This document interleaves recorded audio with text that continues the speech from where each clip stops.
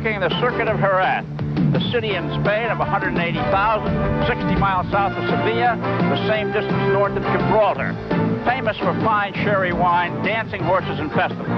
Hello, everyone. I'm Chris Economaki, and after today's Spanish Grand Prix, Jerez may well be famous for a classic confrontation between two tarred teammates, Alain Prost of France and Ayrton Senna of Brazil, who all season long have played Alphonse and Gaston, until last Sunday, that is, when they scratched each other's eyes out. To tell us a little bit more about what happened last week and what to expect is my colleague Innes Ireland, a man who has driven in 50 Grand Prix races and winner of the first U.S. Grand Prix held at Watkins Glen. How do you see the Prost-Senna situation, Innes? Well, the incident in Portugal last week, where Senna came back across the road deliberately in an attempt to block Prost from getting past, was the most disgraceful and potentially dangerous piece of driving I've seen for a very, very long time. Prost was right up against the wall to the extent where the Benetton team manager nearly lost his pit board, and had those two cars touched, one or both of them could have finished up in the pit lane. Well, these two teammates are side by side again in the front row. We had a chance to talk to them both about what happened a week ago in Portugal. There's not much to say. I think we've been racing and working well together until Portugal. In Portugal, of course, we had some problems. He didn't behave properly to start with, and I also didn't do a little bit later, and wasn't good for any of us. We spoke about, and I think we sorted out, and should be back to normal like it's been until Portugal. So it's good for him, good for me, good for the team, and self-respect and vice versa is always important to have inside the team. We had a strong discussion after the race, which I think was normal, and now it's over. We talked about the problem together, and it's finished now. Well, there's more to Grand Prix racing than men and machines. Here in Jerez, there's Spanish architecture to look at, which is exactly what our pit-side colleague John Bizignano is doing now. Thank you very much, Chris. And if you haven't figured it out yet, the Grand Prix of Spain is sponsored by Teo Pepe. Being the pit reporter is a miserable job, but someone has to go out there and do it. As we mentioned in Portugal last week, that when the cars got to this particular circuit, it would be the normally aspirated boys that showed up well, and that has been proven true. In the top 10, there are 5 turbo cars and 5 normally aspirated cars, and the normally aspirated boys, those young lions, are going to be out there trying to score podium position, important points, and possibly even a victory. So all that drama is about to unroll here in Spain at the Grand Prix of Spain, sponsored by Teo Pepe. We'll be right back after these messages. Stay with us. ESPN Speed World Formula One coverage of the Grand Prix of Spain is brought to you by Budweiser. Beechwood Aged for that clean, crisp taste. This Bud's for you. By Quaker State Motor Oil. The big Q stands for quality. Always has, always will. By USF&G. All across the country, USF&G protects your business, home, auto, and life. USF&G covers the USA. And by BF Goodrich TAs and the all-weather Comp TA.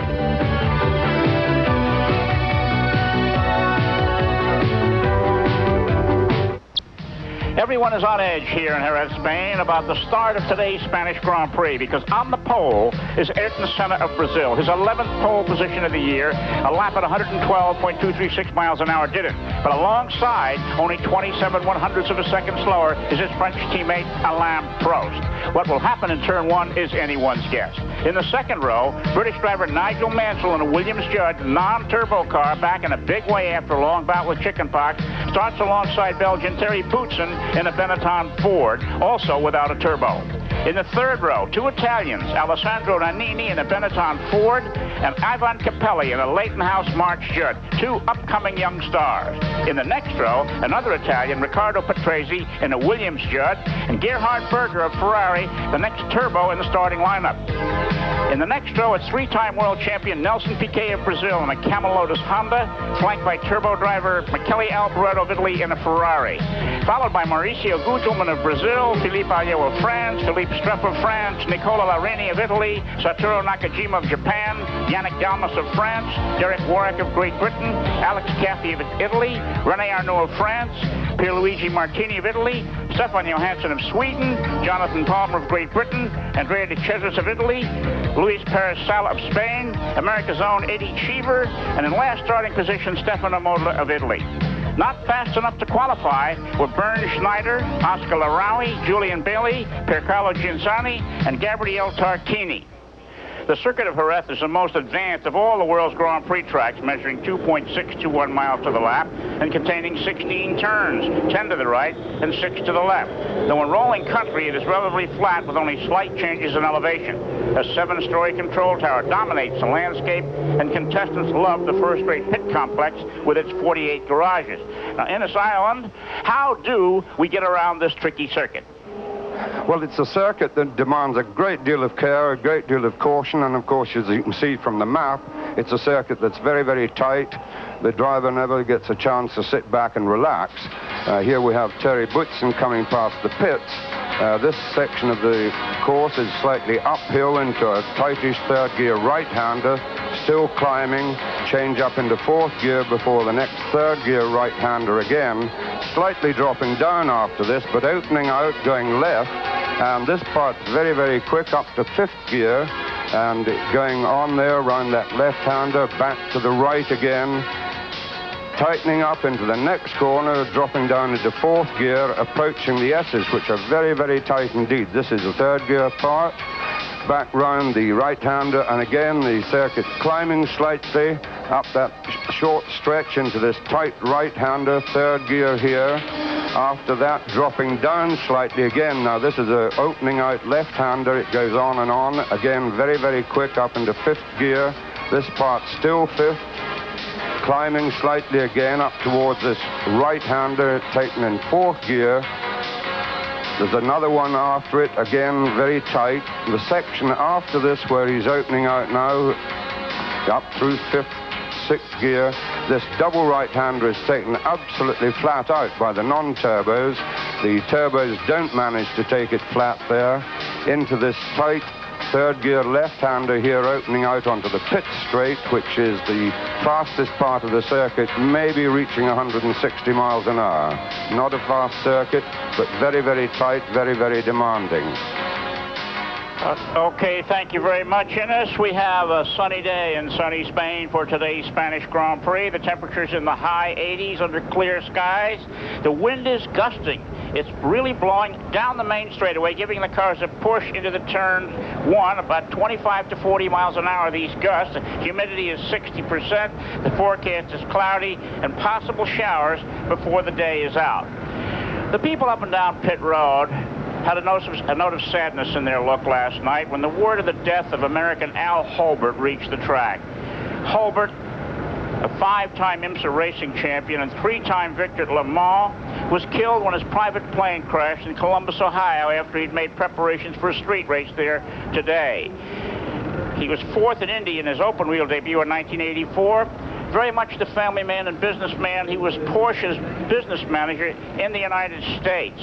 He leaves a wife and 2 young children, and our sympathies go to those survivors, including his dad, a former racing champion, Bob Holbert, and his mother, Evelyn. Services are scheduled Wednesday at the First Baptist Church in Doylestown, Pennsylvania. So stay with us, for we'll be back for the start of the 19th Spanish Grand Prix. Situation of many of the top teams. First of all, McLaren, they say everything is A-OK, Alain Prost and Ayrton Senna, but there certainly is a fuel concern within that team. They're not going to be able to run flat out in the early stages of this race. The Williams boys, it's very nice to see Nigel Mansell back in a well-deserved second row here, and he's really ready to go fast, but he is a bit concerned in the fact that he over-revved the engine in morning warm-up. They think it's okay. They've done everything they can to check the internals of that particular motor, but there is a bit of a question mark on it. And for his teammate, Riccardo Patrese, there's a handling problem with fuel tanks. So the early stages will be absolutely critical for the Williams boys. The Benetton team, Boutsen and Nannini, they say everything is okay, but they're starting with some 200 liters of fuel. That's the most fuel they've had on board all throughout this season, and somewhat eliminates their weight advantage over the turbocharged cars. Ferrari, they've had a heck of a morning. They blew 2 engines away in the morning warm-up. Both of those engines in there are new, and they are somewhat unpredictable. A very concerning situation for both drivers to be in. Lotus, they say it's A-OK. PK's ready to go racing. Nakajima has that recurring clutch problem. The March boys, they think they're invincible and they're ready to win again. I've never seen 2 young drivers such as Capelli and Gugelmin. They are ready to score points. Chris, the big problem down here is going to be the wind, fuel, and we do expect tire stops from at least half the field, somewhere, about 40% into this Grand Prix. Back to you, Chris. All right, thank you very much, John. Now, we ESPN announcers picked the top 6 finishers in each race. Innes Island, how's it going to finish as you see it? Well, I didn't do so well at this at Nürburgring, but here we go. I've got Prost for a win, Mansell, Boutsen, Senna, Capelli, and Nannini. John Bizignano, who's your pick? I have to go with Mr. Senna as number 1 in this Grand Prix, followed by his teammate Alain Prost. Boutsen in the normally aspirated Benetton after that, and his teammate Nannini following him into 4th place. Berger with the Ferrari. I'd like to see him come in 5th, and I have Capelli in the March grabbing that last point in the 6th position. Well, I saw Nigel Mansell set the quick time in the morning warm-up, and I'm going to pick Nigel Mansell to win today's race, with Ivan Capelli 2nd, Alain Prost and Ayrton Senna 3rd and 4th. I think they're going to stop either for tires or other troubles, and then it'll be Terry Boutsen and Gerhard Berger. So there you have your announcers' 6 positions here as the field is on the track in the formation lap for this 1988 Spanish Grand Prix at the Circuito de Jerez. It's a beautiful circuit. It's just a few years old. It was built in time for the 1986 Spanish Grand Prix. The Spanish Grand Prix having a long history of racing in San Sebastian and Barcelona and in Madrid and here in the wine country of Andalusia. Oh, yeah. Beautiful day, but that wind is going to be a problem. One of the drivers in has said that the wind is blowing dust on the track, and you have a perfect curve 1 lap, and the next time you come around, and it's like an ice skating rink. Tough going, Innes? Yes, it is. It's going to be very, very difficult. That turn 11 is very, very bad. I spoke to Mansell this morning, and around that long, fast left-hander, he said it was really affecting the car. Well, they've got 72 laps of this race, 188.712 miles, and it's going to be one of the longer Grand Prix. I don't think it'll run the full 2 hours. They have a 2-hour maximum on the race, and 2 hours a lap as they stop the race. Hungary is the slowest of the track, but we're going to get close to the 2-hour mark before checkered flag waves today on the field. The cars are now coming around the final curve to take up their positions on the grid, and of course everybody is wondering if these 2 McLaren drivers, Ayrton Senna of Brazil on the pole and Alain Prost of France, alongside some 28 feet behind, these rows are staggered, will behave going down to turn 1. 16 turns, there's really no place to pass here, so anybody that can get an advantage in the first few hundred yards leading into turn 1 is going to be well up.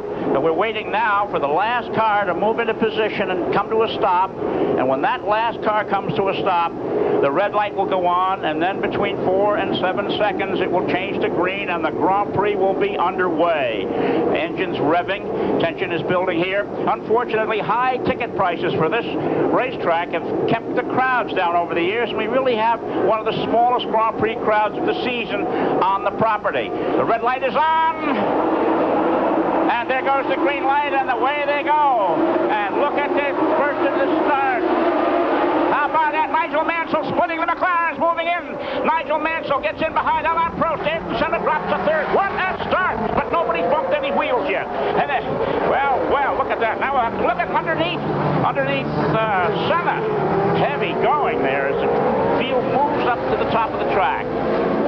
Well, we were lucky there in this, That was a brilliant start by Mansell. Actually, Prost was creeping just a little bit, but he really got away ahead of Senna. I think the fact that these 2 guys had trouble last week weighed more heavily on Senna's mind than it did on Prost's mind at that start. I saw Boutsen getting crammed in on a corner there, had to get pretty heavily on the brakes. Well, and here we've got somebody is... that's one of the Ligiers. Yeah, he's having trouble and going to pull off the track. Let's hope this doesn't bring out a race-stopping flag. I'm sure it won't. It's clean up to this point.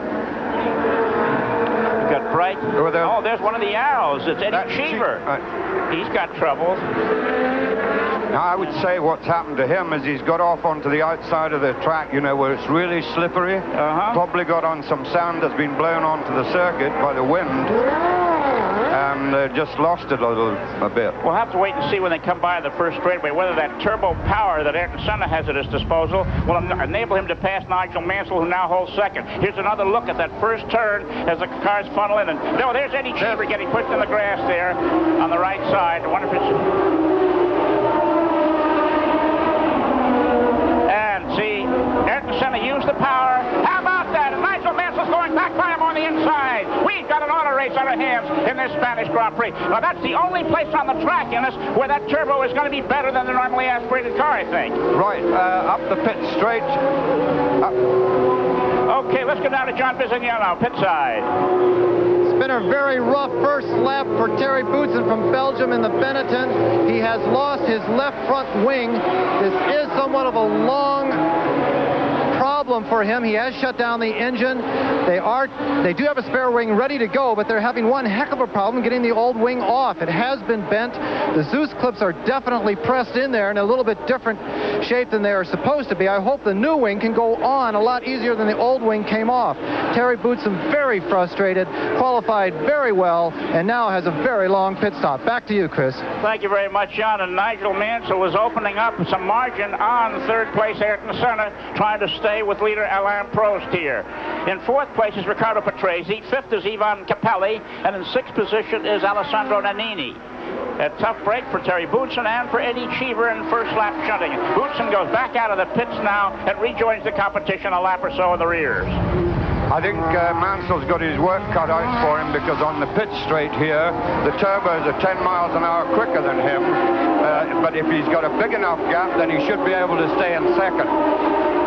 Well, it's been said by Lee Gogg of Goodyear that only the McLarens and the slower of the normally aspirated cars will make this race without a tire stop, which means that Goodyear is forecasting a stop for Nigel Mansell. We'll have to wait and see as time goes by. And as the leaders come by, it's Alain Prost, Nigel Mansell, Ayrton Senna, Riccardo Patrese, Ivan Capelli, and Alessandro Nannini. And we'll be back for more of the Spanish Grand Prix.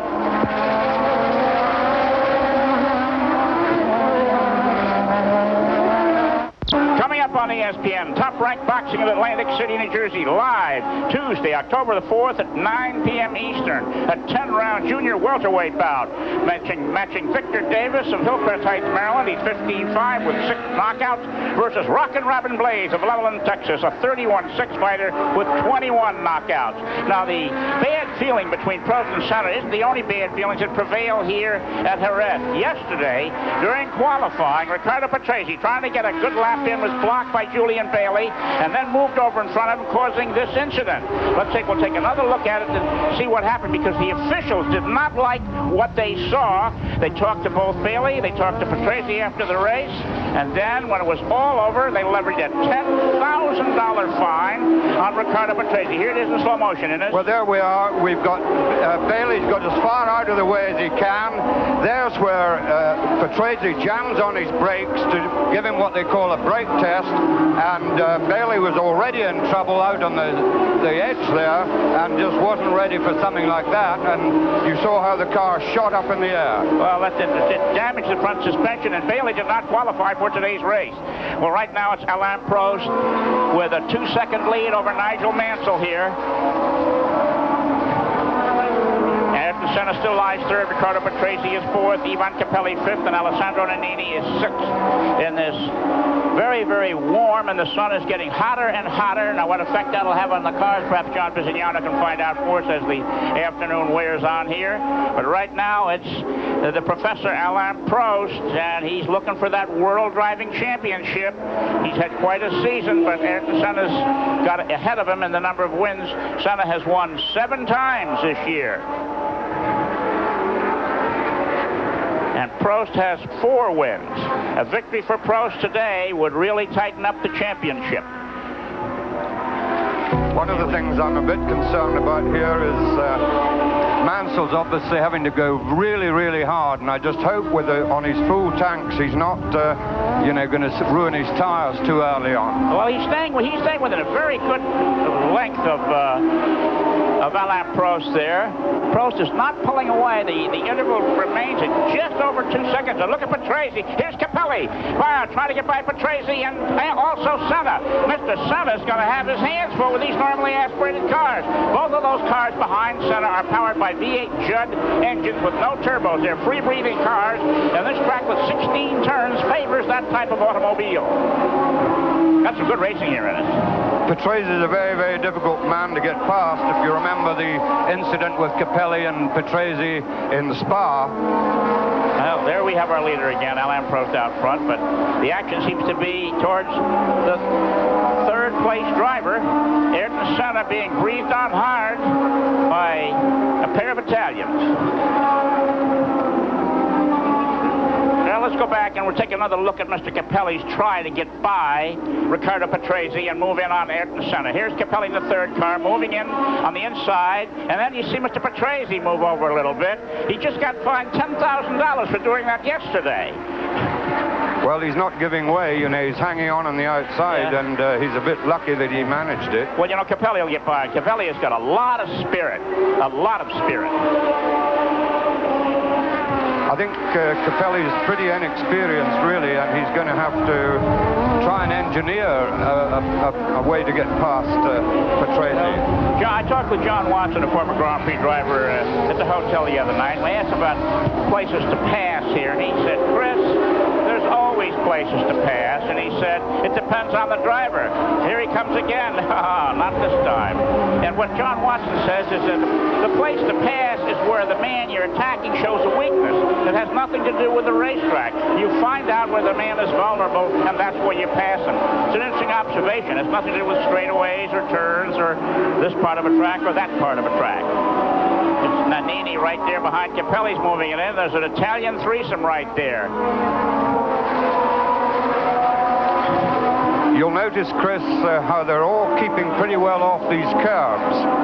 There's nobody riding high on the curves, and I went and studied them. They're made in sections of about 1.5 feet, rather like the shape of a wave, and you can use a little bit of it, probably the first 3 inches, but go higher than that, and it's really rough on the suspension. That's true. That's a very much of a chattery ride on those blue and white curbs here, but some of the cars seem to be taking them very well. The McLarens, and we noticed Boutsen using the curbing yesterday during qualifying. He's over a lap down now, but Nannini is getting going. And here we have our second-place runner, Nigel Mansell. I said that Alain Prost had 4 wins. I stand corrected. He's a 5-time winner this season.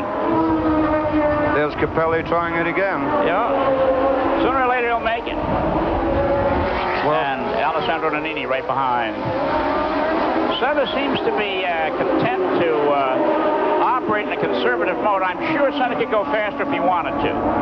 Maybe he's saving his tires and his fuel. There's a shot from the helicopter here. You see the tight nature of this racetrack. Hot sun, dry earth, great for grape growing and sherry winemaking, and perspiring in the announce booth.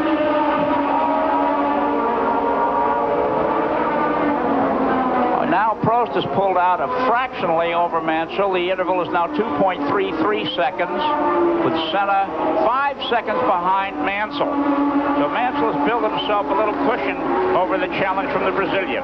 Here's Ayrton Senna lying third here.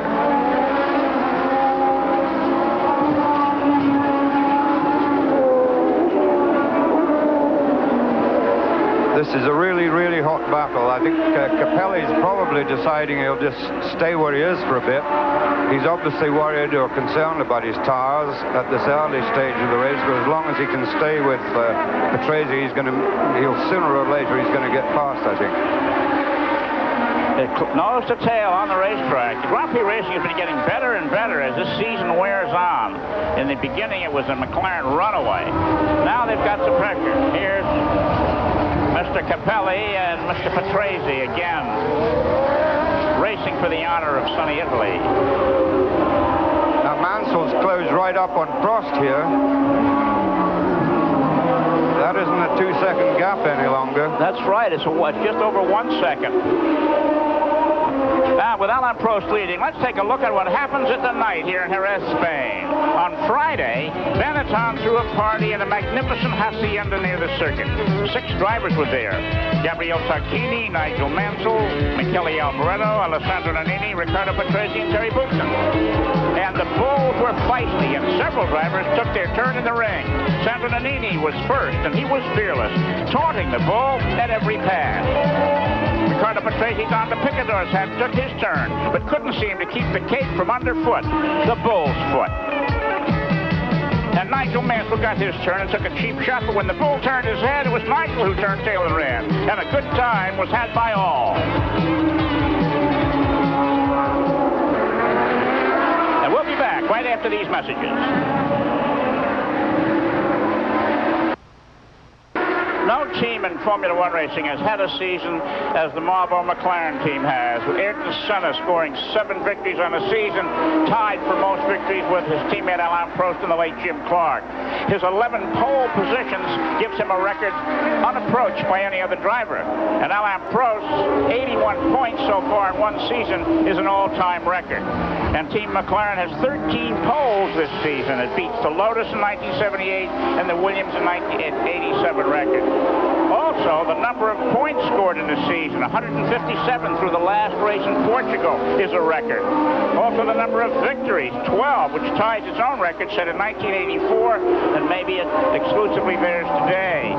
Senna, with 6 wins from the pole position in the season, beats a record shared by the late Jim Clark, Alberto Ascari, America's Mario Andretti, and Britain's James Hunt, each with 5.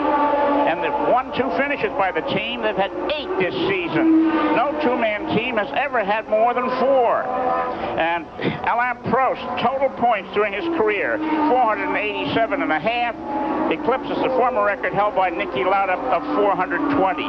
Quite a record established by Team McLaren and its drivers. And right now, Nigel Mansell is moved to less than a second behind leader Alain Prost. And here he is putting on the challenge. I think we've just seen Eddie Cheever go off the road, but if you see the situation now, Prost's away with Mansell just a second behind him, and then there's a great big gap to Senna. And if you remember at this race last year, Senna got a great long queue of people behind him, and I don't know why he's dropped back so much, whether he's worried about fuel or what. Well, Mr. Prost seems to have this race very much in hand there, even though Mansell is 7.724 seconds behind and gaining now. The battle for third place has calmed down to some extent. Senna has about 3 car lengths on Patrese, who has the same interval on Capelli. Nannini right behind those 2. And here's the leader, Alain Prost, and second place challenger Nigel Mansell, a Frenchman and a Briton. You can see he's up on the, see how that McLaren handles that curbing, and it's just beautifully, it just floats over the curbing. Yeah. Other cars get out and they get twitchy and nervous. They can run about on the first 3 inches of that curbing, and that's about all. Once they get any further onto it, then they're really going to give the suspension a hammering. I'm looking up at the flags over the pit thing. They're standing out straight. This wind is really blowing. It's right behind the cars coming down the main straightaway. And when somebody gets off the road, or just puts a wheel off the road, big clouds of dust are stirred up, and that's blown on the racing surface. Nigel Mansell's car is one of 2 cars that bottomed all day yesterday during qualifying. Terry Boutsen's being other one. And you can see the sparks. They have titanium skid bars across the underside of this car for that purpose. That shows you the downforce that car is getting in it. Yeah, here they are using tremendous amount of downforce because of the tight nature of the circuit. And this is why, although Nigel was set up a very, very quick lap time in practice, he was actually relatively slow on the straights. Now there's the little uphill section here, and look at Capelli putting the pressure on Patrese right there. Here they are coming at the camera.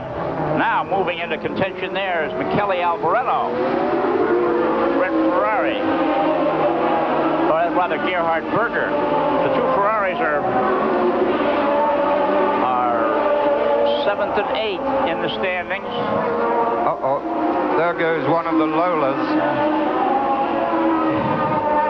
I can't make out which one it is right now. And Dalmas it is. Yannick Dalmas, and we wonder if he's oiling up the track. He must have a seized front hub or something. That's oil coming out of that left front wheel. It looks like the left front wheel is locked up, but he's in the clear now. And still we've got that queue forming behind. Well, it's really Senna that's starting that queue situation, but poor Capelli still hasn't found a way to get past Patrese. Yeah. And Ivan Capelli, they get a good look at him in profile. The sun is extremely bright. The glass of our now booth making viewing our monitor rather difficult. And Michele Alboreto in the Ferrari there. Michele in his waning days as a Ferrari team driver. We had a chance to take a ride with him in a plane the other day, and he's quite serious about his career. Right now he has no place to go for the 1989 season. Well, at least we're getting value for money in this little block here. Patrese, very, very experienced driver, and he's certainly not going to just wave Capelli past, that's for sure. Capelli's going to have to try and engineer a way to get past him. All right, let's go down to pit side and John Bisignano.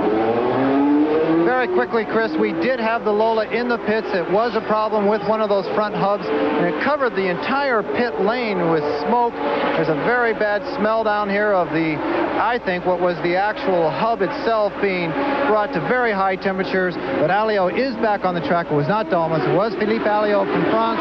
They are back on the track, so keep a sharp eye on it and see how he's doing. Back to you, Chris. John, if you can go up to the Williams pit, Mansell's falling back now. He's 2 seconds behind Prost. We wonder if there's a problem, or is it just the pace? As you can see, they're the leaders there. Mansell, who was less than a second behind. Last time by, he was over 2 seconds back. Looks close from here, though. Yes, I don't know what's going. We're getting this sort of concertina effect here. I don't know. 1 minute Mansell's right up his tail, and then he's a bit further back. Could be that he's trying to conserve his tires. I think what will be interesting in this is in several more laps when Prost starts to overlap the tail enders in traffic on this racetrack here. Passing is difficult. It may give Mansell, who's a tiger in traffic, a chance. Prost is a very conservative driver, as aggressive as he is, and getting a car to go faster. Does not take unnecessary chances and would rather wait, whereas Mansell's not afraid to wade in. Yeah, certainly Prost is a lot more cautious than his teammate Senna. If you remember that incident in Monza, right at the end of the race, Senna, doing one of his, there goes Piquet, isn't it? No, as you were, it's Nakajima. Off the road again. The Japanese driver. The only Japanese driver in Formula One. He's off the road and stepping out. Okay, as Satoru Nakajima becomes a spectator in this race, Alain Prost is leading Nigel Mansell. We'll be back for more of the Spanish Grand Prix. These messages.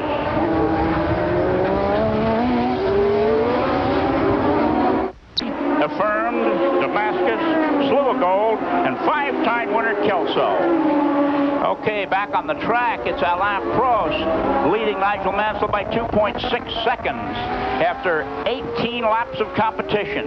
Ayrton Senna, Prost's teammate, is third. Riccardo Patrese is fourth. Ivan Capelli is fifth. Alessandro Nannini is sixth.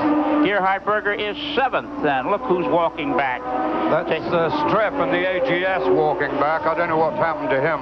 Well, and we've seen a lot of drivers become pedestrians today. Satoru Nakajima is out of his car. Philippe Streff, the Frenchman who drives the AGS car. All these drivers just can't seem to wait for the 1989 season to begin, when the turbos will be eliminated from the competition. We've already got Prost and Mansell. Let's go down to John Bisignano in the pits. Very quickly, Chris, we wanted to bring you up to date with the Williams situation. mechanics look pretty relaxed at this particular stage. They say that there is no problem with Mansell's car whatsoever. He's trying to save his tires. You feel that the McLaren boys, that is Alain Prost, and especially is pushing it quite hard tire-wise and fuel-wise. So Mansell's just sitting and waiting at this particular point. Unfortunately, Michele Alboreto, the Ferrari driver from Italy, is out of this race. One of the pistons collapsed within that new, fresh engine that had not been run before the start of this Grand Prix. Michele Alboreto out of the Spanish Grand Prix. Back to you, Chris. Thank you very much, John. Tough break for Alboreto, but they do look relaxed down there, so I guess the fact that the interval is double, it's almost 3 seconds now, 2.988 that Mansell is behind leader Alain Prost, but he's still in second place, and a victory for Prost would certainly tie up the World Championship points battle. Meantime, Senna is less than half a second ahead of Riccardo Patrese on the track, as his turbo car is holding the non-turbos at bay. Close going back here, Ennis. I see Prost and Mansell have already lapped 11th place man Derek Warwick. Eddie Cheever, who was off the road we saw earlier, he's back on the circuit, but he's way back. Well, the traffic is shaping up here, and this could mean a break for Mansell and for some of the other Tigers who like the cut and thrust type of race driving. Well, I don't understand what Senna's doing. I mean, we're 18 laps into the race, and he's been losing very nearly a second a lap on Prost. And either he's being ultra-conservative with his fuel, but he's certainly holding up that queue of people behind him. Ennis, do you think he's holding up these other drivers? It's an 18-second interval there now. Yes, he is. I mean, Patrese's only half a second behind him. Capelli's 0.2 behind that, and Nannini 0.8. So it's his turbo power that he's holding them up through the corners, but then he gets away on the straight. You say that if Patrese and Capelli could get by Senna, they'd leave him? Yes, I think they would, unless he speeds himself up.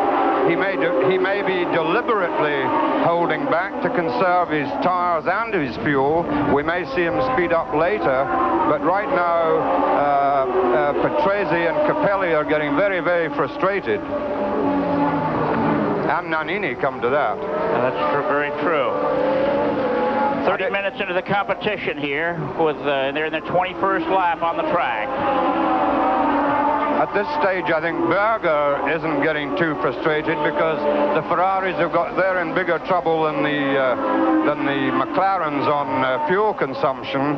So I don't think he's too worried about his situation at the moment. He's just playing himself along and hoping still to be there in the latter part of the race when if his fuel situation is still good, then he'll be able to speed up. Patrese is really filling Senna's mirrors right there and waiting for him to make a move, a wrong move, is Ivan Capelli in car 16, the Leighton House March. This is the best racing of the day right here. That's the 3rd, 4th, and 5th place drivers, 4th and 5th on the screen right now. Riccardo Patrese and Ivan Capelli.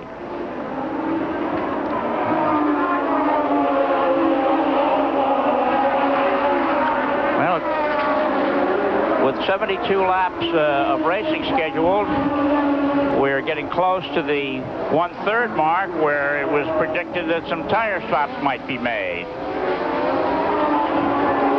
We've got a similar situation back in place 8. We've got Nelson Piquet in the Lotus Honda, and he's got Guschelman right behind him. And so again, that's a similar situation to what we have up in front. Winding back and forth. Temperature now has gone over 90 degrees on the grounds, and it's got to be really uncomfortable in those cars. These drivers with their long flame-proof underwear on and flame-proof fire suits. You must lose a lot of weight in the course of a Grand Prix, Ennis.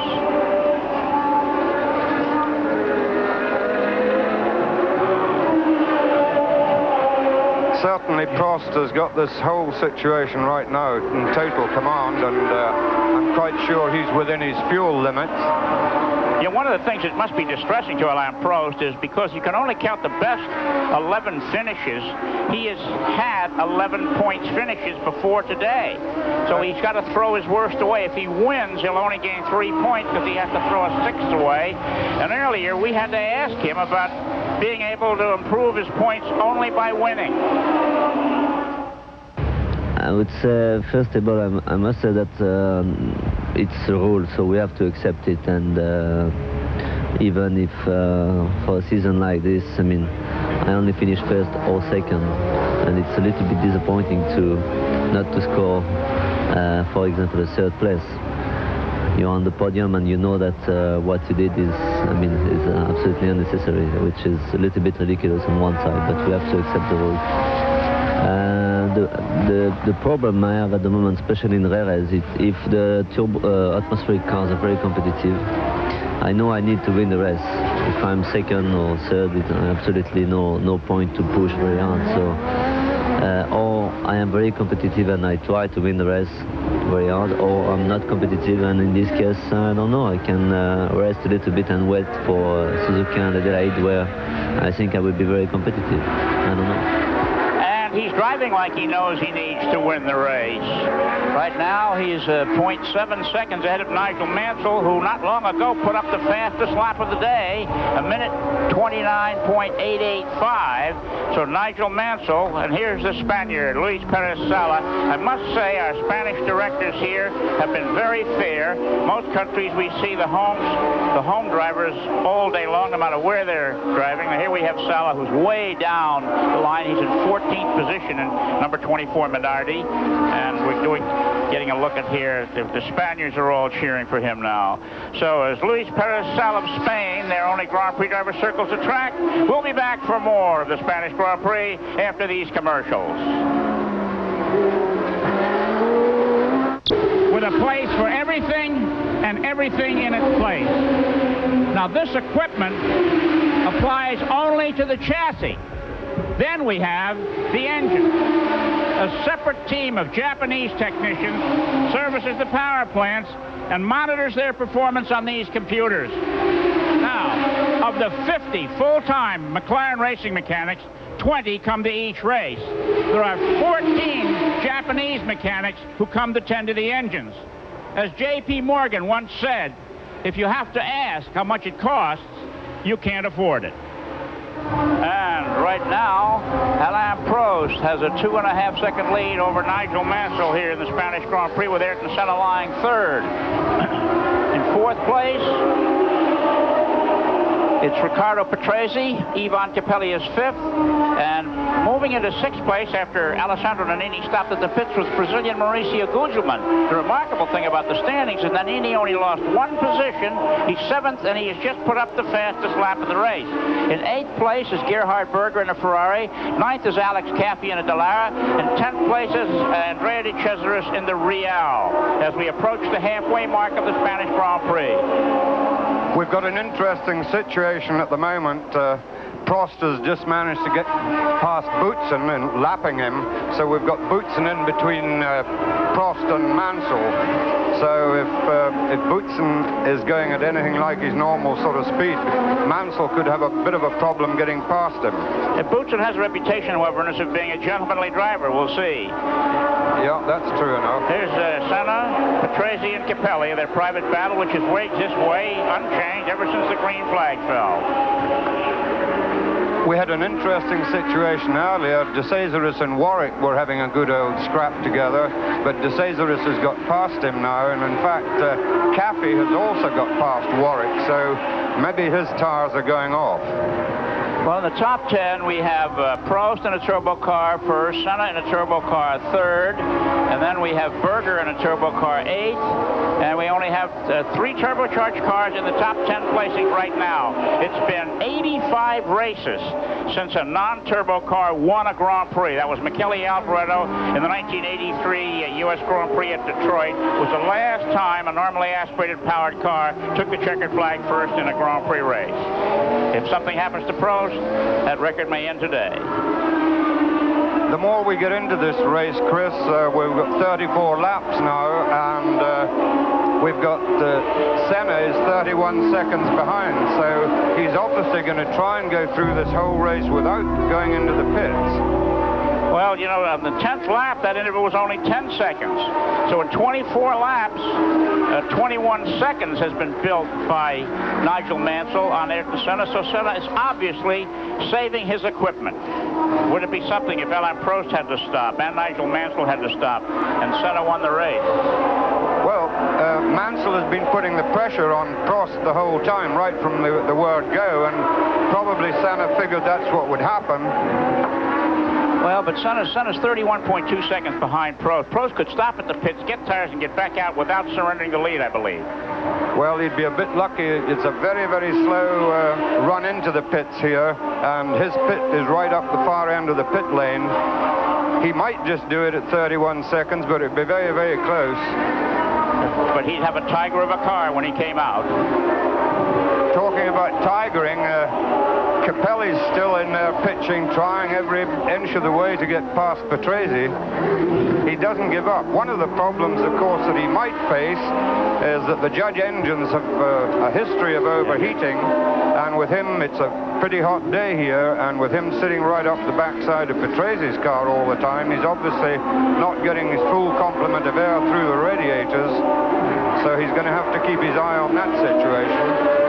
You know, it's interesting to see how drivers sort of shape up towards the season's end. Ricardo Patrese, who had a couple of sixth places this year, is having his best drive of the year right now. He's lying fourth, and he's only a fraction of a second behind Ayrton Senna, and working very hard to try and move the Brazilian and his McLaren behind him. The interval between first and second is now almost 3 seconds, 2.6 seconds right now. Changes quite a bit from lap to lap. Prost is a very, very cautious driver. He drives way ahead. He's looking way up, and he times his intervals so that the passing place is his when he wants it, rather than have to pull up behind somebody and then slow down for a few hundred yards. Here he is going over using all the racetrack. This is those curves we talked about that have about a 2-inch chatter to them. They can really shake an ill-handling chassis apart. Some of the drivers have just been absolutely fearful of moving up there, where others, like the McLaren men, can ride over it, and it's like velvet to those chassis. The further up those curves you get, of course, the bigger is the gap, and right at the very back there's a sharp drop-off, and it's really rattling. I see they're starting to use a little bit of the curbing, but not too much at this stage. Well, we're in the second half of the competition now, having passed the halfway point, with Alain Prost having led since dusting off his pole-sitting teammate Ayrton Senna at the start. It's significant now, with Nannini having gone in for his second set of tires. He's just set the fastest lap at 1:28 something. Okay, let's go down to the pits and John Bisignano. The only American in this Grand Prix of Spain, Eddie Cheever, is in the pits. They are having problems with the right rear. They are definitely having problems with that big lug nut on their right rear. They dropped the car down. Cheever is out of here. They did do a little bit of extra maintenance, that in taking a tremendous amount of grass and sand out of the right radiator. This is something that happened, I think, in those opening laps when he had that off-course excursion. It is all cleaned out. That might help his cooling, where he can go ahead and press a little harder with fresh rubber towards the ending laps here in the Spanish Grand Prix. Back to you, Chris. Thank you, John. But Cheever's now 3 laps off the pace in 19th position. It's been a tough day for American Eddie Cheever, who has no assurances of this drive for the 1989 season. Here we have somebody else coasting off the road. It looks like the Cesaris and the Real. And he's out in the grass. Traffic ganging up behind him there as he heads for the 1986 race here. The Spanish Grand Prix had the closest finish in Grand Prix history when Senna beat Mansell by 14 1/1000ths of a second. Now, Mansell is in between Senna and leader Alain Prost at the moment, with an interval of 2.1 seconds prevailing at this time. And a nice helicopter shot. We've now got Capelli ahead of Patrese. So he's now going to be attacking Senna. That's right. There they are, and look at how they're leaving Patrese. Now this may make the difference, Ennis. It could do if he can get right on Senna's tail. Senna's going to wonder where he came from. Well, Capelli was faster in practice than Patrese, and he's a more aggressive driver than Patrese. Yeah. Well, we'll watch this for a while. What do you think? You going to get him? Well, he's only just got there. He's going to try it. He's gone inside. How about that? Wow. Look at that, Ivan Capelli. Ivan the Terrible. Didn't take him long in the crowd in the grandstand. Here's going wild as Ivan Capelli pushes Ayrton Senna back to 4th place. How about that? This is a tough break for Senna. The World Championship at stake here. That's a few points he's not getting. Here's another look at it. A beautiful inside dive there, moving Senna out into the marbles. That was incredible. That really was incredible that he powered round inside and... Well, let's take another look at it here. He outbrakes Senna going inside. He gets him on braking, gets in there, gets level, and Senna's keeping well clear of him, but he just powered round. Well, now it's interesting. As they came by last time, Capelli was only... well, we got to wait for the monitor to show up to see what the interval behind Nigel Mansell is. It's a good bit. It's over 30 seconds, I believe. But there's 32 laps left in the race. 32 laps of competition left in this 72-lap Spanish Grand Prix with Alain Prost leading Nigel Mansell and Ivan Capelli. Stay tuned for We'll Be Back. Weekend events, and Ivan Capelli is picking up about a second a lap on Nigel Mansell. Time will probably run out before he can catch him, but he is flying on the racetrack right now and coasting into the pits. Here is one of the Arrows cars. Warwick. Derek Warwick. It's a tough break for and he was the coming, F&G team. He's coming in on a dead engine. Well, Capelli is now 31.6 seconds behind Nigel Mansell, and he has put Ayrton Senna over 3 seconds behind him. So Senna is maintaining that pace that he set all day long. Senna will be getting 3 points from today's race. The same number as Alain Prost if he continues in his present leading position. That should make the championship battle even tougher going into the Japanese race on the 30th of October. The interesting thing here, Chris, is that he's had his pit stop for tires. He's up to 6th place, and he's closing every lap. He's closing on Patrese. Now, Patrese hasn't changed his tires, so there's going to be an interesting bit of maneuvering there when Nannini gets on Patrese's tail. And, of course, he's very, very close to Senna, too. Well, it's less than 4 seconds there, and Senna and Nannini should be catching him surely, but Mr. Patrese has a reputation, a deserved one, of being almost impossible to pass. That's right. And we look like Andretti Chesvis walking back there to the pits. The interval now between Alain Prost leading and Nigel Mansell second is almost 6 seconds, 5.994 seconds, and it appears that Nigel Mansell cannot challenge Alain Prost at this time. You wonder if his tires are giving up on him. Well, just in the S's there, he was sliding quite a bit, so I think he's obviously dropped back fairly dramatically and fairly quickly. He's holding that 6-second gap, but here he's stuck behind one of the back markers. There he goes past now. But I would say he's probably got himself in tire trouble. Okay, right now, Ayrton Senna is going on 6 seconds behind Ivan Capelli. So Mr. Capelli is really on the move in this competition right now. Though Nannini still holds the fastest lap at 1:28.576, set shortly after he got his fresh tires. We've now got Senna is nearly 41 seconds behind Prost.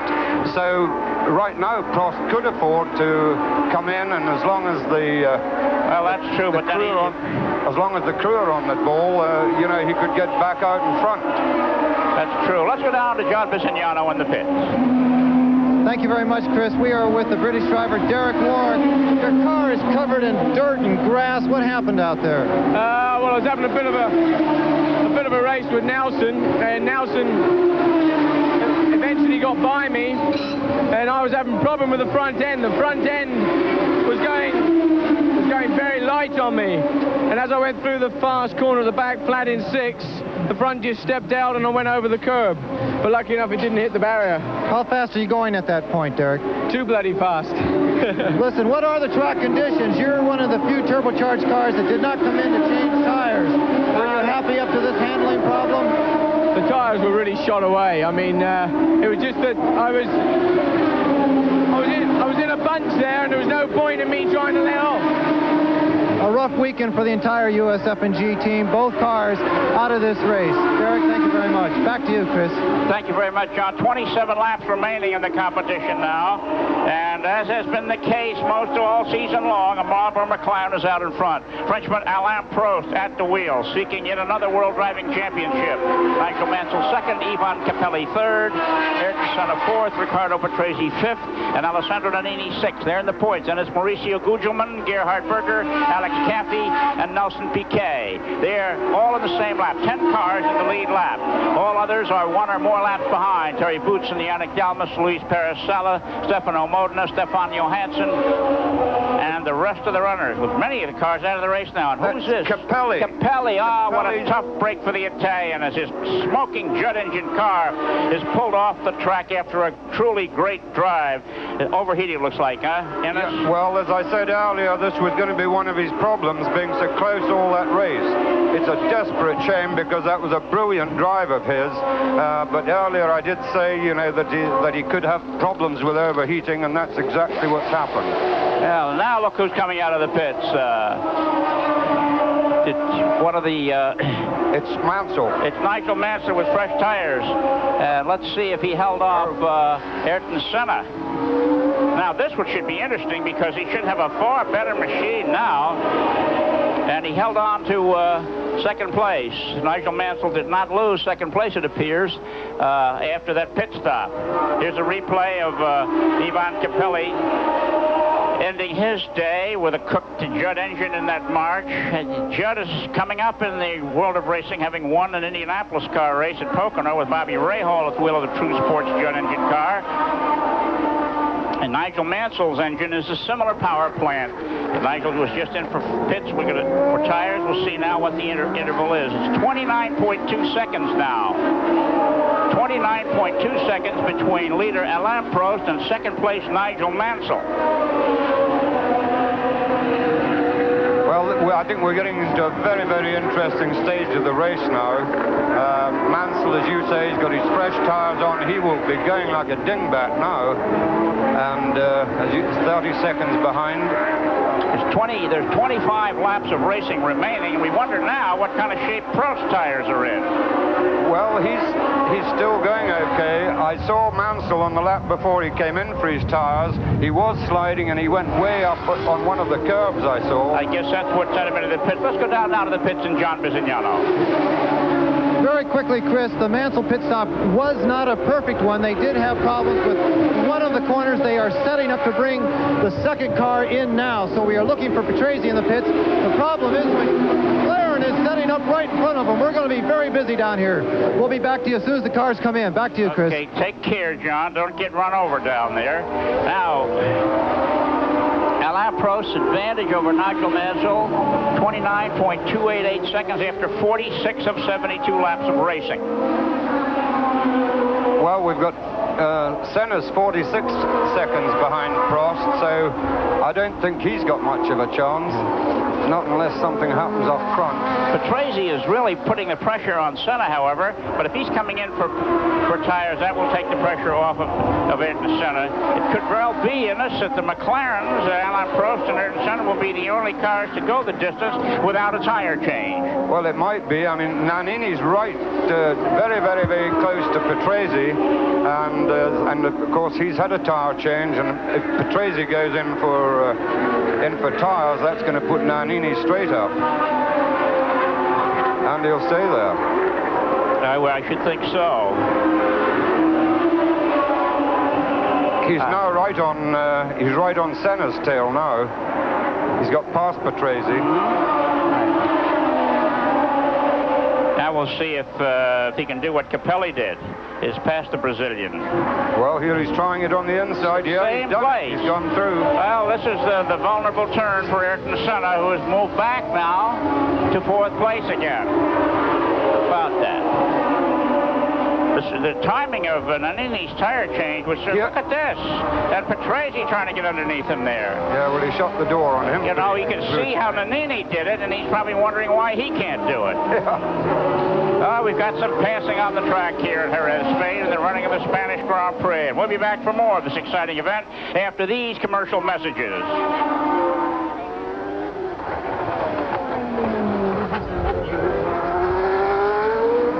Prost has come into the McLaren pits, the first McLaren pit stop of the weekend.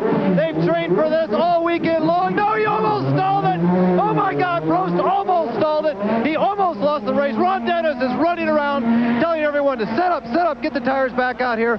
Prost came in within a heartbeat of throwing away this victory. The engine just chugged out of here, but he did save it, and he was gone. Lots of action. Back to you, Chris, but be ready to go back down here to the pits. Back to you. Well, John, that was quite some surprise pit stop. We contemplated that maybe the McLarens would go the distance with no tire stop. And so now the interval now looks like about 20 seconds. We'll check that next time around. Or Nigel Mansell can close up on Alain Prost. We may have a horse race here before it's all over.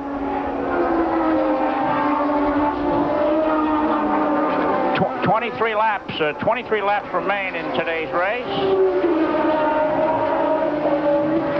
Well, that pit stop certainly was very brisk at 8 seconds, particularly in view of we haven't been having a lot of pit stops lately, and the guys are a bit out of shape as far as wheel changes are concerned, but that McLaren one was pretty good. 8 and a fraction seconds, and now Alessandro Nannini is closing in on Nigel Mansell. I think Prost, he's got it made now, but barring any sort of problems. Mansell's 33 seconds behind him, and Nannini's 50 seconds behind him. If Senna decides to stop for tires, the chances are he'll get out of the points. A good chance he'll be out of the points because Patrese is only at 0.15 of a second behind Senna, and Gugelmin's 13 seconds. And you can't get in and out of the pits even with a rapid pit stop inside of 13 seconds, counting the slowdown time and accelerating time out of the pits. So after 49 laps, Nigel Mansell is 19.8 seconds behind Alain Prost, with Nannini third, Senna fourth, Patrese fifth, and Gugelmin sixth. There's the point. 9, 6, 4, 3, 2, 1. And here comes Ayrton Senna into the pits for a tire change. His McLaren comes to a halt. The crew goes to work, and let's go down to John. Besides changing their tires, they are also trying to get... They have a problem with that right rear. He's waving the other crews out of the way. The Williams boys were out in the pit lane set up. They were also cleaning the radiators on the car. I don't know if he had an overheating problem or not, but he certainly has fresh rubber, and that is going to make him a bit quicker on every lap. Back to you, Chris. Well, thank you, John. We had our own watch on that. We caught it in 8.53 seconds, and that's really 4 tires. Of course, unlike in American racing, there's no limit on how many people can work on the car, and they've got a big platoon of talented crew members changing tires on their cars. 8.53 from the time the wheels stopped to the time the wheels moved on his way out of the pits. Oh, that would put Senna back in 5th place, perhaps 6th. We'll see as they come by next time round. Yeah, he's dropped back to 6th place. He's 3 seconds behind Gugelmin. That's 1 point. So he should be able to make that up in no time. We've got a fastest lap from Mansell of 128.5. He did that on lap 48. Well, that's what the fresh rubber does for you. Yep. It's 21 laps remain in the race today. Mansell is now only 13.5 seconds behind Prost.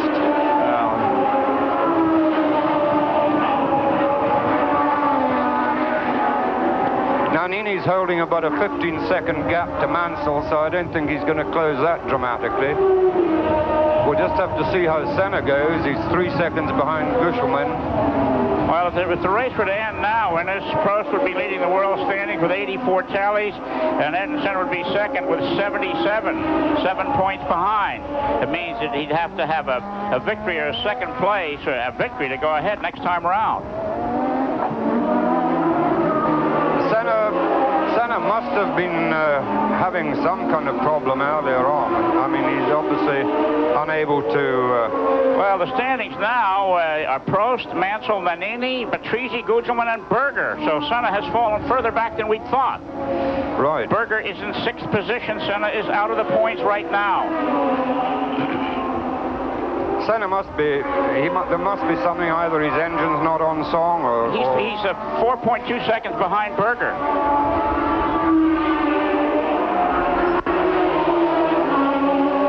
And though what was expected was a confrontation between Ayrton Senna of Brazil and Alain Prost of France, the teammates at the beginning of the race, that has not happened, but the developments as they unfold are certainly surprising for these two men who have dominated Formula One racing this year. Senna has had a poor show the last 2 races and now today. He crashed at Monza, and in Portugal he had his problems, and here he's out of the points in Spain.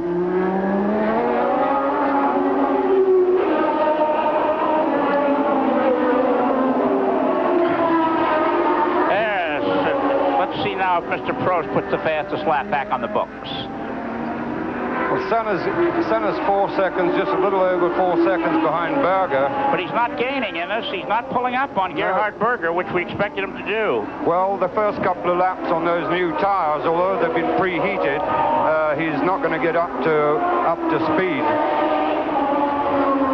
He must, at the pace he was going earlier, he's bound to have plenty of fuel left, so if he can turn his boost up, he should be able to make it up on Berger, because the Ferraris aren't going all that quickly on this circuit. It's too tight for them, and the characteristics of their engine are certainly not suited to this circuit. Right, we're watching the leader, Alain Prost, there take the corner. Number 11, the professor, the little man with a magnificent nose who really knows how to drive. Here's our second place runner, Nigel Mansell, now 14.5 seconds out of the lead.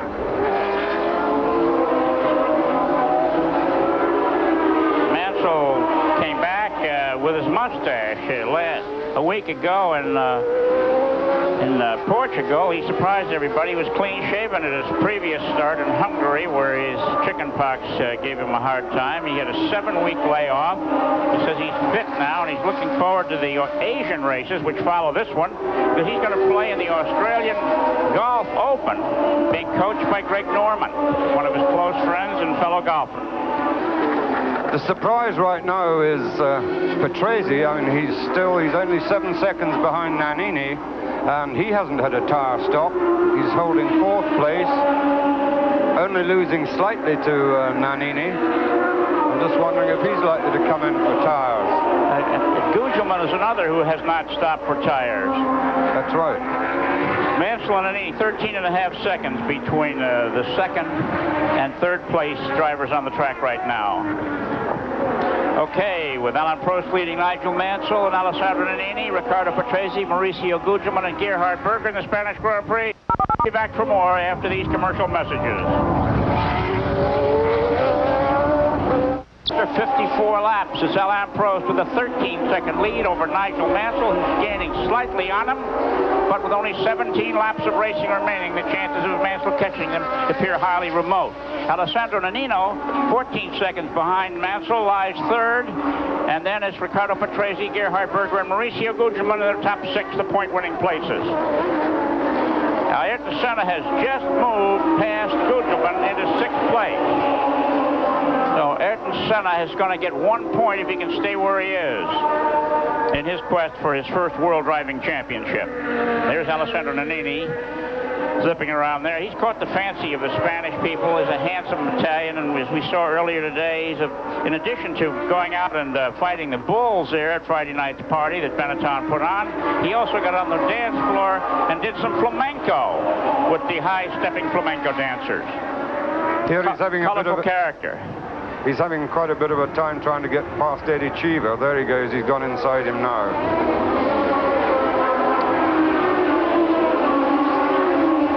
Mansell has just put up another fastest lap, a minute 28:2:45, 106.923 miles an hour. So Mr. Mansell is on the move. He's 12 seconds. He's closed on Prost a bit. He's 12 seconds, but that's an awfully long way. And even if he caught right up to Prost, he'd have a very, very difficult time trying to get past him. That's for sure. Well, we'd like to congratulate our fellow American John Blakemore, the cameraman who follows the Formula One circuit, who topped all the Formula One photographers, winning a photo competition sponsored by Hugo Boss Clothes in Germany. John is a man that really knows how to dress well, and he'll be able to use the clothes to good advantage, I'm sure. Patrese driven a really good race, you know. He's still going very hard, and he must have conserved his tires in spite of that being stuck behind Senna all that time.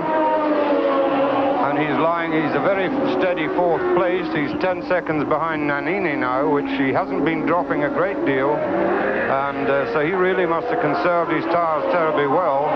Well, I think, Innocent, our viewers are wondering, you know, why do they change tires when they really aren't worn out? What happens to them? Well, they get grained and they start picking up dirt and little bits of rubber on the surface of the tire. They're not actually worn out, as you say, but they lose their grip. Well, here Mansell has done it again. He's just increased the speed of his fastest lap to 107.222 miles an hour, and the clock shows that he's 11 and a half seconds behind Prost and closing with 15 laps to go. If he can pick up a second a lap on Prost, it could be a race to the finish. Prost is coming up to lap slower cars. That's one of the Ferraris. Oh, it's Berger. That's Senna right there. Ayrton Senna going inside of Gerhard Berger. So that'll have moved him up a place. That's right. That's Senna up to 5th place. I knew the Ferrari wouldn't be able to stay ahead of him to the end of the race. Here's a great shot from above of Mr. Senna overhauling Ferrari. Look at Berger moving over for him. He's really powering past there, going on pure power, out accelerating the Ferrari. Ferrari seems to have had trouble this year with that V6 turbo engine. Not only is it not delivering the power needed to be competitive, it's also a very thirsty power plant using inordinate amounts of gasoline. Senna's really having a go just by the look of him on the circuit. He's really pushing on now. He's a bit late. Let's go down now to John Bisognano for more on the gasoline story. Thank you very much, Chris. The Ferrari is not the only fuelage car out here. I think maybe for the first time this season, the Hondas are in trouble with fuel. Mr. Ron Dennis up there on the McLaren Alter, as we call it, he has been running back and forth across this pit wall virtually every lap, checking with the Honda boys in the garage with those Epson computers. Of course, those computers are receiving all the information from both engines. The engine of Mr. Senna sounds very sick at this point, but the last pit board that they gave Mr. Prost had both fuel and boost signals on it. They are very, very concerned about the little Frenchman's fuel situation. Back to you, Chris. Well, you know, you can understand why this track would demand so much from a fuel standpoint. In order to get around the track at racing speeds, a driver has to make 38 gear changes. That means that the man that drives into victory lane will have shifted gears 2,700 odd times, and that's in a lot of the low gears with the engine revving up, drinking a lot of gasoline. You know, I don't think we've had any leaders run out of gas this year, but leaders have run out of gas in years past, and it may be the case today. If Ron Dennis is concerned, there must be a fuel problem of consequence prevailing with his cars. And Mansell is now pulled to within 12 and a fraction seconds of leader Alain Prost. They do not allow refueling in Formula One. The cars have to go out with the fuel that's on board, and the turbo cars are limited to 150 liters, whereas the non-turbos can have as much as they want. This was part of the formula to make the non-turbos competitive this year with the turbo cars. It hasn't really worked that way, but it's helped to some extent. So the non-turbo cars, like Nigel Mansell and the Judds, the Marches, and so forth, Gugelmin, they don't have any fuel problems because they could start with as much fuel as they wanted. But the turbo cars are limited to 150 liters, and they're burning off fuel at the rate of 4 pounds a lap. And that, I think, might change the balance of some of the cars in this island. Oh, it does. From when they start, the balance changes fairly dramatically, but they work that out so that once they get rid of a certain weight of the fuel, then the car is in its most ideal handling situation. This is where they, in the early stages, if a driver has to drive too hard, he's likely to ruin his tires, make them go off early on, and then he's totally out of luck. Okay. Nigel Mansell's challenge to Alain Prost is falling off the pace now, with the interval being 15 seconds. We'll be back for more of the Spanish Grand Prix after these messages. Football Association doubleheader on ESPN. Saturday, October the 8th at 4 p.m. Eastern, 1 p.m. Pacific live. Notre Dame versus Pittsburgh. Then at 7 p.m. Eastern and 4 p.m. Pacific, again live, it's Auburn versus Louisiana State. And the reason Alain Prost is pulling away from Nigel Mansell right now, he has just put up the fastest lap at 1:27.845 seconds, and Alessandro Nannini is gaining on Nigel Mansell here with just 8 laps of racing remaining in the Spanish Grand Prix. And we've just had Eddie Cheever go into the pits. Well, this business of the race closing down here, a question of whether the fuel is going to last in the leading McLarens or not. Nigel Mansell now being challenged by Alessandro Nannini. However, time will run out before Nannini can catch up with him. The drivers coming down the straightaway in us have got a lot of reading to do. Look at the pit board for Gerhard Berger, all the hieroglyphics on it, pluses and minus, drivers' names and numbers of laps to go and so forth. There's lots to pay attention to. Apparently, the left side mirror on Mansell's car is gone for some reason. I don't know how, it just seems to have fallen off, but he's short of one mirror. But that it shouldn't give him any particular problem. He hasn't got anybody likely to catch him. Yeah, there's no one challenging him. Nannini's in 3rd place, and he's 16 seconds behind. Mansell's obviously now cruising for a finish because Prost has really been putting the pressure on since he got his new set of tires worn in. He's 23 seconds ahead of Mansell, so he looks pretty set here. Mansell won't have to worry about Nannini creeping up on him. Senna's very, very close now to Patrese, only 2 seconds behind. That position should change before this race ends. The competitive nature of Formula One this year is really intense. How many different drivers have put up fastest laps today sort of tells you that. Yeah. It's amazing. In the past, the early part of the season was all Prost and Senna setting fastest lap. Here we've had quite a variety of men who have gotten a quick lap in before finding traffic to slow them down. Right now, the interval between the leader Alain Prost and 2nd place Nigel Mansell is 23.2 seconds. Now, Mansell has lost 10 seconds to Alain Prost in the last half dozen laps.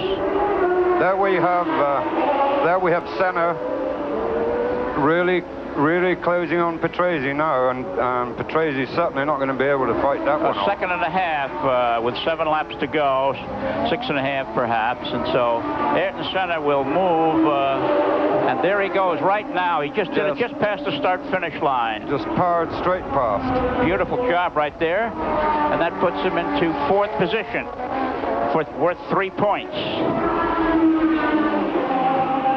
There we have a rerun of Here's another look at it. Pure power, just going straight on past.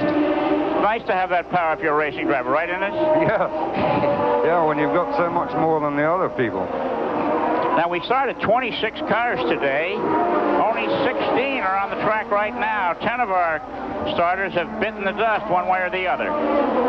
Which, if you think about it, on a circuit like this, which is so tight and so hard on the drivers and the heat, one thing or another, it's pretty good to have 16 cars running at this point. And it looks like Eddie Cheever's out of it. I would think so. Not a good day for USF. He seems to be troubled by something there.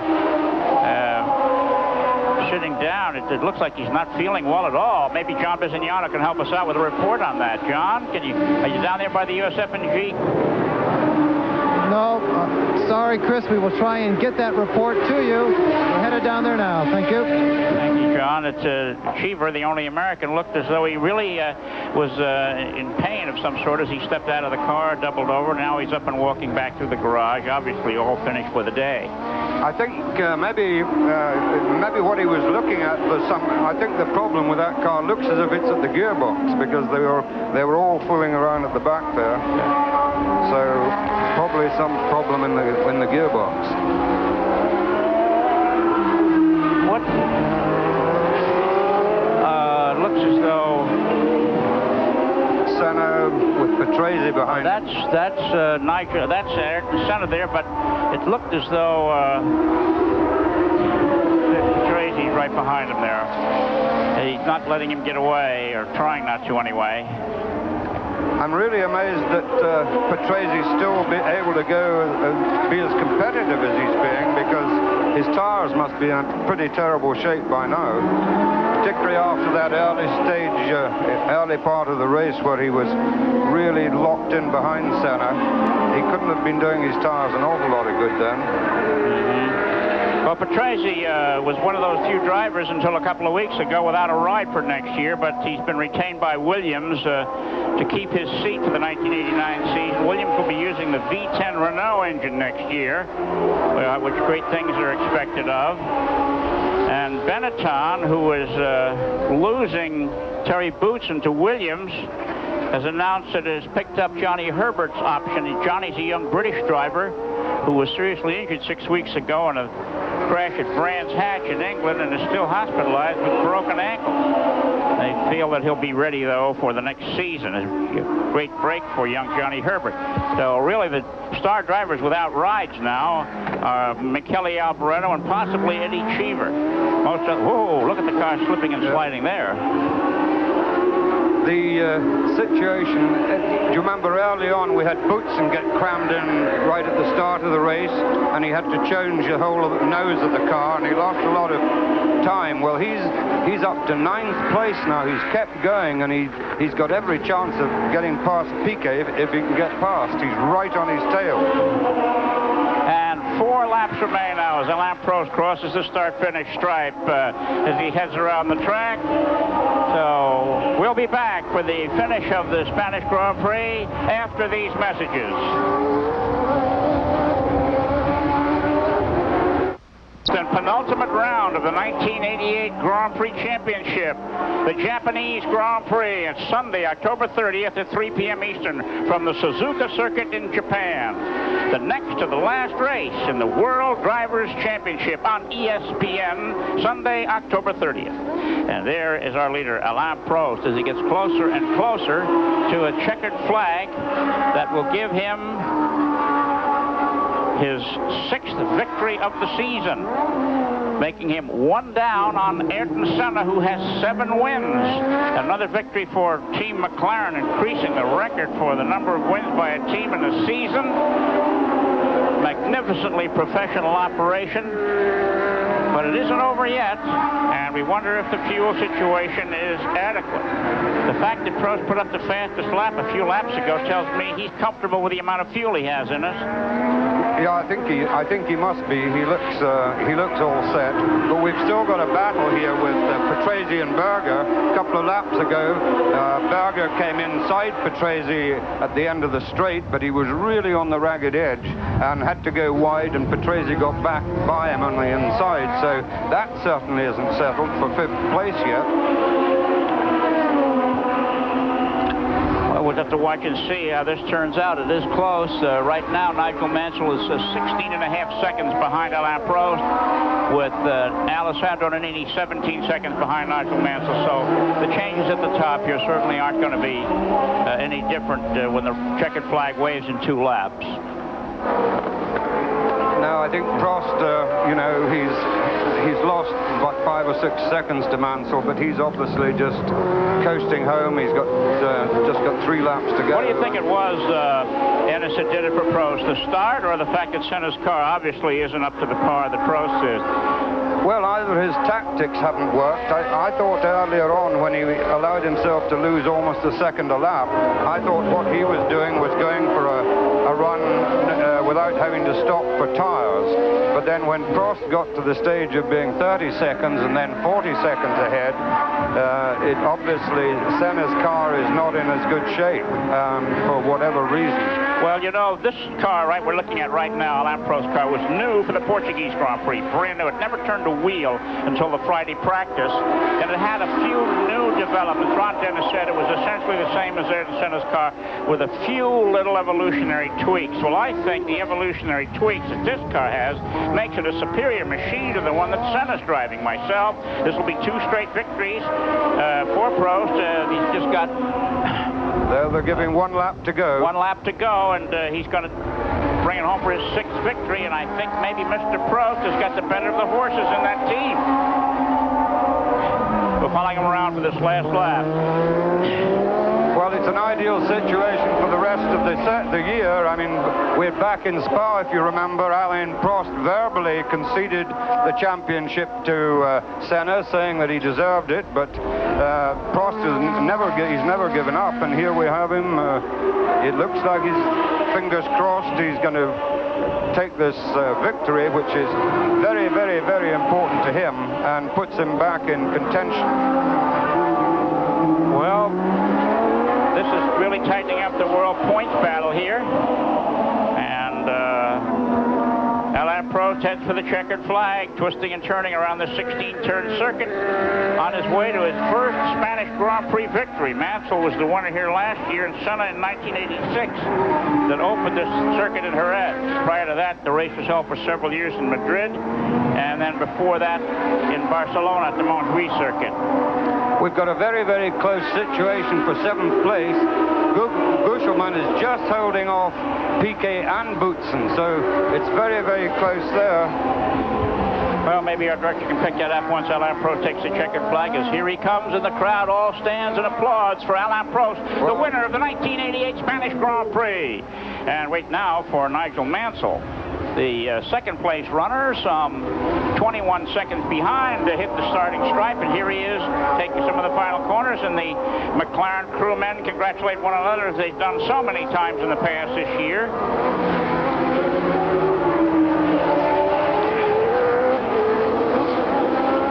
And this victory, there goes Mansell across the line. Second, and a new record for races won by a single team, 13 victories in a single season, an all-time Formula One record. No, now Nini takes 3rd place. And the question now is, is it Patrese and Berger, or Berger and Patrese as they come to the tape? There's Senna and Patrese. Berger's dropped back quite a bit. But he's out of gas. How about Berger is out of gas. He's pulled up right across the line, pulled into the side of the track. Well, he did get 6th place in 1 point, so it's Alain Prost the winner, Nigel Mansell 2nd, Alessandro Nannini 3rd, Ayrton Senna 4th, Ricardo Patrese 5th, and Gerhard Berger 6th of the Spanish Grand Prix. We'll be back with the statistics of the competition after these messages. Well, as Alain Prost adds 1 more to his record number of personal victories, our announcers here are not doing as well. Ennis, I must congratulate you. You've won the Pick 6 contest. You picked Prost to win, Mansell for 2nd. You picked Senna for 4th, and you have 18 points. John Bisignano, if you can hear me, you have a big goose egg down there. And your host here, Chris Economaki, I got Senna in 4th and Berger in 6th for 4 points. So, Ennis Ireland, go to the head of the class. You can buy the drinks tonight, Ennis. Well, I was bottom of the class last time, and earlier when I was saying in Germany, I said Nürburgring, and I should have said Hockenheim, of course. Well. Alain Prost took an hour, 48 minutes, 43.851 seconds to go the 72 laps here in winning the Spanish Grand Prix. Nigel Mansell 2nd, 26.232 seconds behind. Alessandro Nannini 3rd in a Benetton Ford, Ayrton Senna 5th in a Marlboro McLaren, Ricardo Patrese 6th in a Williams Judd, and Gerhard Berger, 5th rather, and Gerhard Berger 6th in a Ferrari. Turbo cars in the 1st, 4th, and 6th places. Normally aspirated cars in the rest of the places here, and it was a big day for the free-breathing cars at the Jerez circuit here in Spain. Let's go down now to John Bisignano. Great. Thank you very much, Chris. A gentleman who has very much to do with all the McLaren success throughout this year is Gordon Murray. Gordon, how do you feel after such a dominant race with Mr. Prost still being able to wipe out the normally aspirated boys on a circuit where they should have the advantage? Particularly pleased because of those circumstances. I really thought this was one that we'd be struggling on. And I think Prost drove a very good race. Team strategy was very good. And it's a bonus, this one. Let me ask you, Gordon, are there any changes in the Prost car as compared to the Senna car? Does he have a better horse at this time? No, they're usually very, very similarly set up. I've never worked with two drivers that set the car up quite so equally. There's never very much variation at all, and there wasn't this time. Gordon Murray, once again, congratulations and best of luck on the last two events. Thank you very much. Thank you. Back to you, Chris. Well, thank you very much, John. We'll just take a look at the point tally here. Alain Prost continues to lead the table with 84 tallies. Again, more points than any single driver has ever earned in one season of Grand Prix racing. Ayrton Senna is second with 79 points. Gerhard Berger third with 38 tallies. And Thierry Boutsen fourth with a narrow margin. He has 25 points. Michele Alboreto is fifth with 24, tied with Nelson Piquet, also at 24. Derek Warwick is seventh with 15. Ivan Capelli eighth with 14.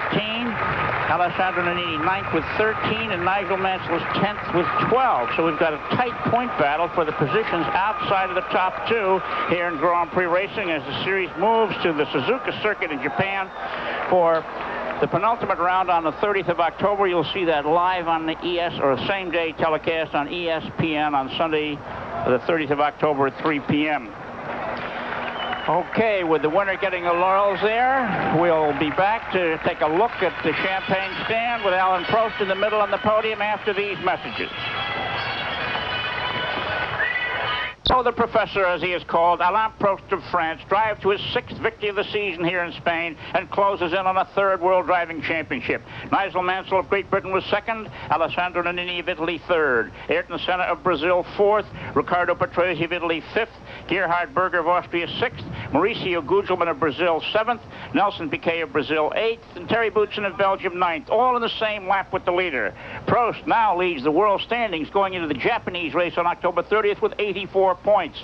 Senna second with 79, Berger third with 38, Boutsen next with 25, then it's Alboreto with 24, Piquet with 16, Warwick 15, Capelli 14, Nannini 13, and Mansell with 12. John Bisignano, your thoughts on today's Spanish Grand Prix?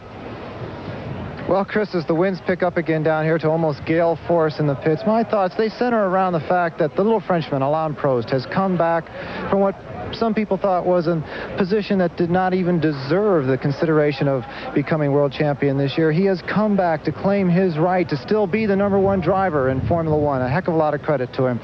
Also, after 9 rounds all around this continent of Europe, I want to thank our technical crew, Captain Video, that's their real name, out of Paris. There have been some fine times with these gentlemen. They have done excellent video work, sometimes under the most difficult conditions. Thank you, men of Captain Video. Adios. Okay, Innes Island, as a former driver, how did you see the race? Well, I think Prost has shown us once again why he's called the Professor. That was an immaculate drive, beautifully judged, and he deserved every bit of it. It was good to see Mansell back again in form, taking that second place, only his second finish in the points, or second finish this year. Nannini again drove a super race. He's certainly a man of the future and showed that the Benetton Ford is something to be reckoned with. Senna, well, that was a disappointing run for him, and I still don't know how Patrese got through at the speeds he was driving without having to change tires. Another very good performance was Boutsen unlapping himself and getting back up to 9th place after that very, very long stop when he had to change the whole front nose. Well, thanks very much. I'm a nuts and bolts guy, and I was really hoping for the non-turbos, the charge of the non-turbo brigade. They didn't make it, and I'm in hopes that before the season is out, one of the free-breathing cars can win a Grand Prix. But right now, it was deservedly won by Alain Prost and the Marlboro Team McLaren. And this is Chris Economaki for Innes Island and John Bisignano saying so long from Jerez, Spain. We'll see you all on October 30th from Japan.